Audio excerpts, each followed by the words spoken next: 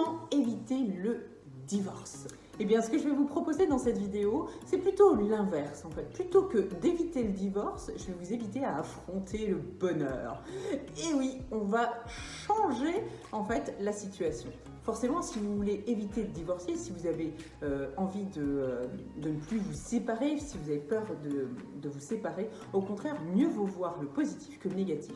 Alors, qu'est-ce qu'on peut faire finalement pour redonner des bulles de bonheur en fait dans son couple? Eh bien, première chose, c'est de ne pas prendre l'autre pour acquis. Eh oui, c'est ma femme, c'est ma partenaire, c'est mon homme. En fait, ces petits possessifs, n'est-ce pas? Eh bien, souvent, on les interprète, on finit par les prendre pour acquis. Cet homme, cette femme qui fait partie de votre vie aujourd'hui est loin d'être acquis ou acquise. Bien entendu, elle ne vous appartient pas, elle est libre de partir à tout moment. Donc, première chose, se libérer soi-même de cette appartenance. Vous n'appartenez à personne et l'autre ne vous appartient pas non. Deuxième point, apprenez à prendre vos responsabilités. Ou prenez tout simplement vos responsabilités. Si vous savez comment faire, alors prenez-les. J'ai envie de vous dire, bien souvent, on fuit parce qu'on a peur. Et si vous arriviez à imaginer que la peur qui est en face de vous, qui est ce divorce, cette séparation, eh bien, était un brouillard. D'accord? Vous imaginez le brouillard et je vous invite à souffler dessus. Qu'est-ce qu'il y a derrière? Lorsque vous fermez les yeux, que vous m'écoutez et que vous faites cette visualisation, que vous regardez le brouillard, que vous soufflez et que vous voyez qu'il s'envole. Que ce brouillard, si épais soit-il, finit par vous montrer quelque chose derrière. Que voyez-vous? Que voyez-vous de positif derrière? Parce que finalement, quand on est face à ces peurs, quand on les affronte, eh bien, il peut très bien y avoir le soleil derrière le brouillard et pas forcément un mur. Et s'il y a un mur, est-il grand, est-il petit, est-il épais?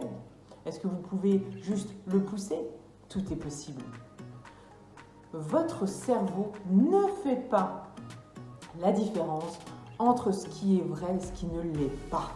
Alors, c'est le moment d'agir. C'est-à-dire que si c'est irréel, eh bien, autant le vivre comme ça et faire comprendre à votre cerveau que d'avoir peur, ça ne sert à rien. Prendre ses responsabilités, en revanche, c'est le top. Et ce sera mon troisième point. Et si on réapprenait à communiquer? Eh oui, la communication, la clé du couple. Je vous en parle tout au long de mes vidéos et même pendant mes lives, si vous êtes sur la page Facebook. Je vous le dis même souvent en coaching, en accompagnement. Parce que communiquer, c'est pas juste blablater, raconter sa vie, d'accord? Communiquer, c'est échanger, c'est savoir écouter et pas uniquement entendre. Apprendre ou réapprendre à communiquer, ça se fait. Vous avez des personnes que je rencontre régulièrement qui viennent en couple ou même qui viennent tout simplement parce qu'ils n'arrivent pas à rentrer en contact avec d'autres célibataires. Eh bien, le sujet est même la communication. Donc, je vous apprends régulièrement à réapprendre à communiquer. Et ça commence vraiment par l'écoute. Bien évidemment, il y a d'autres choses, d'autres détails, mais si vous deviez commencer à le faire aujourd'hui, alors écoutez votre partenaire. Apprenez vraiment à l'écouter, pas juste entendre ce qu'on vous reproche ou ce que l'on vous dit, mais vraiment écoutez, soyez attentif. Mettez-y du vôtre, de l'empathie, de l'amour dans ce qui est dit, même s'il y a des reproches. Écoutez attentivement. Réapprendre à communiquer, en fait, va vous permettre tout simplement de retrouver une harmonie dans le dialogue. Vous allez avoir de véritables conversations, de véritables échanges. Et ce ne sera plus un fléau où vous aurez peur, en fait, de dire bonjour, bonsoir et merci. Et encore, quand ça vous arrive. Parce que bien souvent, quand on arrive à la limite de la séparation ou du divorce, ou même du break, j'ai envie de vous dire, eh bien, c'est bien souvent parce que ça s'arrête là et qu'on ne sait même plus quoi se dire ou tout simplement parce qu'on a peur d'échanger sous peine de se prendre une soufflante. Encore un point. Ça va commencer par une question. Êtes-vous le ou la partenaire idéal? Quelle est la question? Mon cabinet, je l'ai appelé comme ça, partenaire idéal.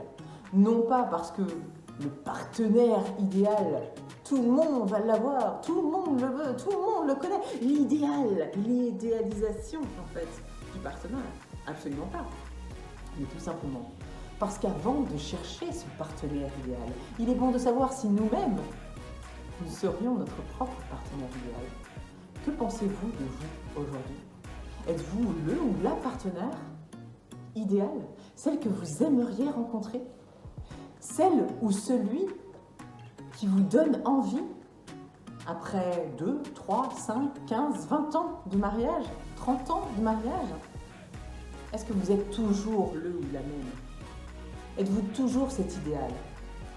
Si vous répondez non, alors faites une liste et regardez ce que vous pouvez améliorer. Aujourd'hui, il est toujours possible d'avancer.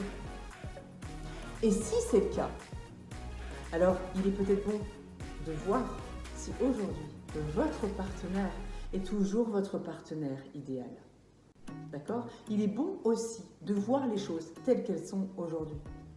Qu'est-ce que vous n'aimez pas? Qu'est-ce que vous n'aimez plus? Qu'est-ce que vous aimez? Qu'est-ce que vous adorez? Faites un point et échangez à ce sujet. Donc, êtes-vous toujours le ou la partenaire idéal? Et est-elle ou est-il toujours le ou la partenaire idéal pour vous? Et enfin, dernier point, les excuses.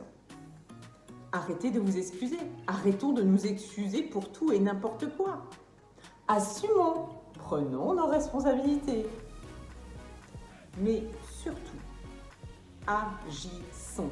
Et là, c'est vraiment le point clé. Agir. Pas la peine de faire de grands pas, ou de vouloir faire de grandes choses pour tout transformer tout de suite parce que c'est sur la fin et qu'il ou elle risque de sortir et que la porte d'entrée va servir de porte de sortie également et non plus de porte de secours.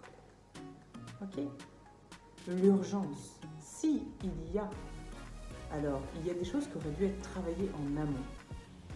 Il n'est jamais trop tard pour bien faire, à moins que l'un ait déjà choisi pour l'autre.